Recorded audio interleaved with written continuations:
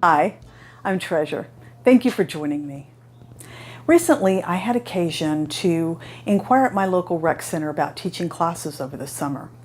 And what I discovered was that the city was asking a whole lot from the instructors, and they really weren't giving very much in return.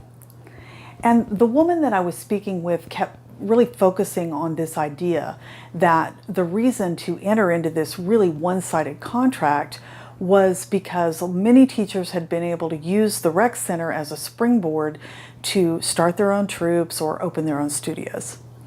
Now, I had been a part of running a dance studio for many years, and that was not something that I was interested in at all. And I thought to myself, people must be desperate to start a troupe to put themselves in this position to enter into this kind of a contract. So I'd like to talk to you a bit about, if you're thinking about starting a troupe or opening a studio, what your reasons are for doing that. Now, in my mind, the number one reason is financial. You're looking to create an income stream.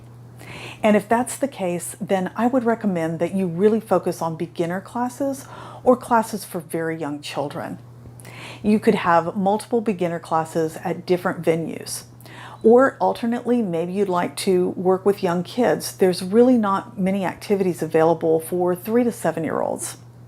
And so if you have something that's available, even when they get a little older and they're ready to move on to sports or some other activity, those classes are very high enrollment. There's lots of new kids coming in, so you're not going to suffer a big financial loss if someone moves on to another activity.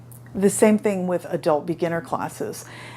If they decide it's really not their cup of tea and they move on to something else, well, there's always fresh students coming in to kind of replace that financial loss. Now, let's say that's not really your reason for wanting to do it. Maybe your reason is that you're wanting to kind of express your artistic vision. If that's the case, then definitely intermediate to advanced dancers are going to be much more capable of helping you do that.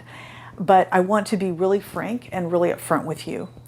The more advanced dancers, more advanced classes, they are much more demanding. There's a lot of personality conflicts that you have to deal with the more advanced dancers. Alternately, you may have a situation where you have a dancer that maybe they think that they know better than you do and they want to kind of force their way.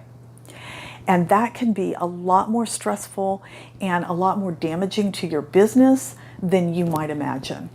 So really think it over and be sure that it's worth that headache to you to have that ability to kind of express your art.